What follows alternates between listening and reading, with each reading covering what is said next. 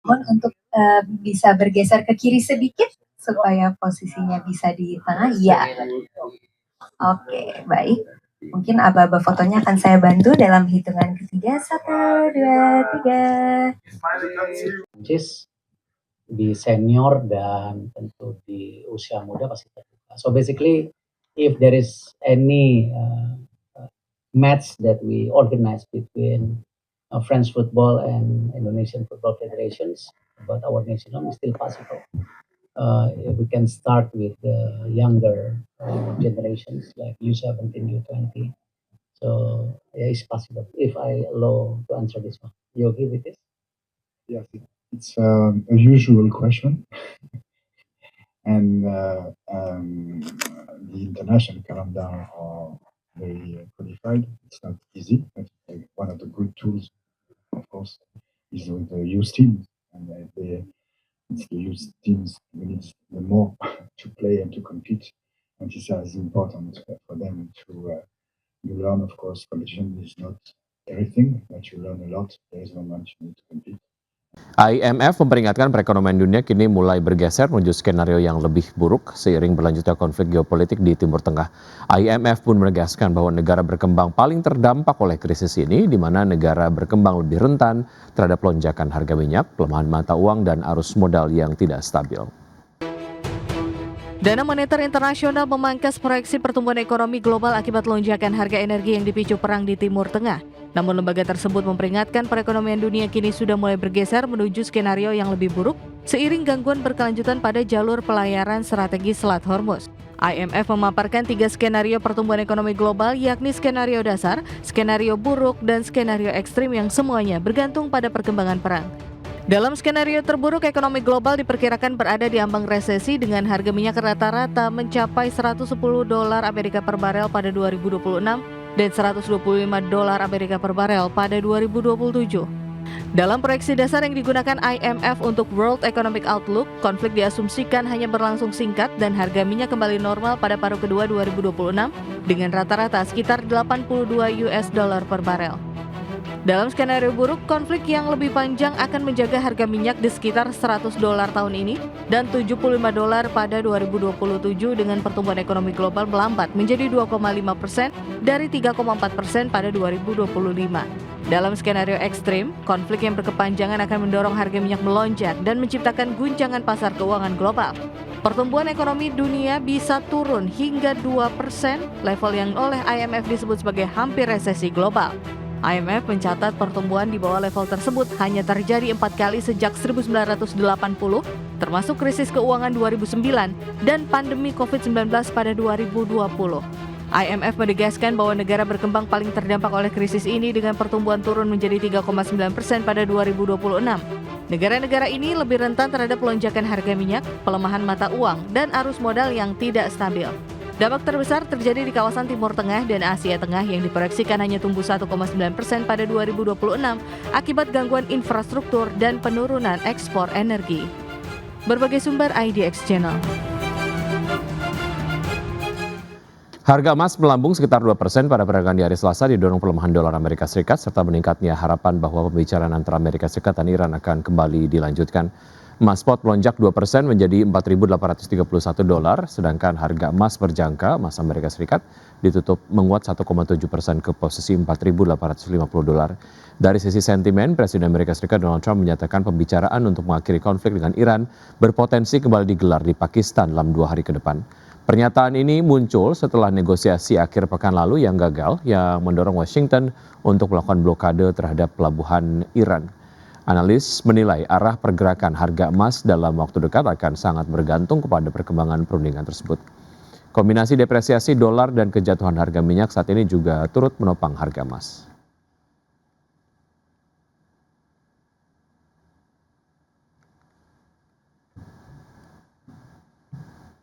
Ya, selanjutnya bursa update dari bursa global. Bursa saham Wall Street yang menguat pada perdagangan di hari Selasa dengan indeks Nasdaq Composite yang melesat hampir 2% dan mencatat kenaikan 10 hari berturut-turut.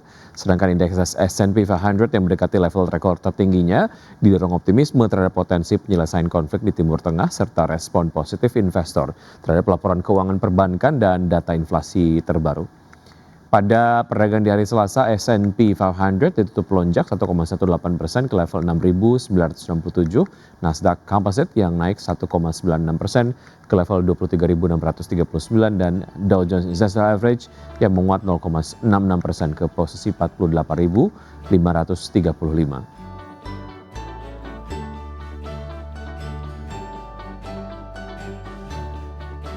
Ya, sementara itu bursa saham Eropa berakhir di level tertinggi dalam lebih dari 1 bulan dan didorong oleh optimisme investor terhadap kemungkinan dimulainya kembali pembicaraan damai Timur Tengah meski LVMH dan sejumlah perusahaan besar lainnya memperingatkan dampak negatif konflik terhadap kinerja bisnis.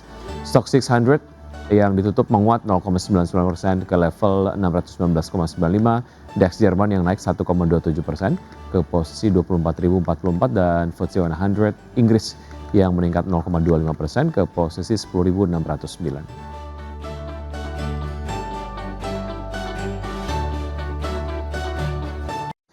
PT Indika Energi Tbk mengintip peluang perbaikan kinerja pada tahun 2026. Ya, tak hanya memanfaatkan pemulihan harga batu bara, perseroan juga makin aktif mendiversifikasi bisnis. Head of Corporate Communications Indika Energi, Ricky Fernando, mengatakan prospek kinerja perseroan diperkirakan akan lebih stabil pada 2026, seiring dengan pergerakan harga batu bara yang lebih kondusif meski tetap volatile.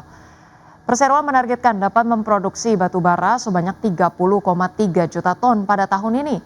Sementara itu, salah satu proyek unggulan perseroan di segmen non-batu bara adalah proyek emas awak emas yang sedang dalam tahap pengembangan lanjutan dengan target produksi secara komersial pada awal 2027. Selain itu, perseroan juga terus memperluas ekosistem kendaraan listrik secara terintegrasi yang mencakup motor listrik, kendaraan listrik komersial, serta distributor bus listrik dan armada truk listrik untuk sektor pertambangan.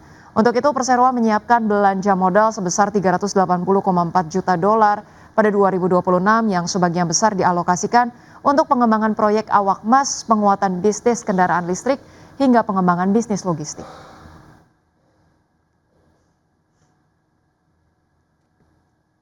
Pemirsa Mitra Keluarga Karya Sehat atau MIKA terus melakukan ekspansi agresif di tengah meningkatnya kebutuhan layanan kesehatan nasional. Ya, namun di balik potensi pertumbuhan jangka panjang, investor perlu mencermati tekanan margin dalam jangka pendek.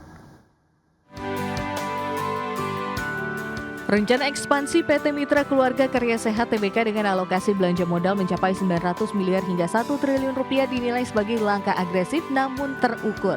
Strategi ini diharapkan mampu mendorong pertumbuhan jangka menengah hingga panjang seiring meningkatnya kebutuhan layanan kesehatan. Meski demikian, ekspansi tersebut berpotensi menekan margin keuangan dalam jangka pendek. Hal ini disebabkan oleh biaya awal operasional dari pembangunan 2 rumah sakit baru di wilayah Jabodetabek dan Jawa Timur yang ditargetkan selesai pada kuartal ketiga hingga keempat 2026.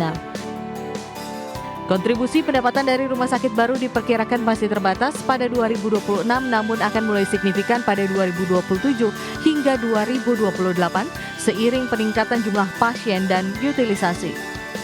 Pembiayaan ekspansi yang berasal dari kas internal juga menunjukkan kuatnya likuiditas dan rendahnya risiko keuangan perusahaan.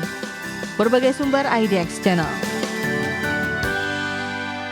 Pemirsa, terima kasih Anda masih bersama kami di Market Buzz. PT United Tractors Tbk melaporkan pelemahan kinerja pada sejumlah lini usaha pada 2 bulan pertama 2026. Ya, di segmen alat berat penjualan merek Komatsu berkurang 10,5% year on year, sedangkan segmen batubara penjualan batubara termal dan metalurgi melalui anak usaha turun 2,81% year on year.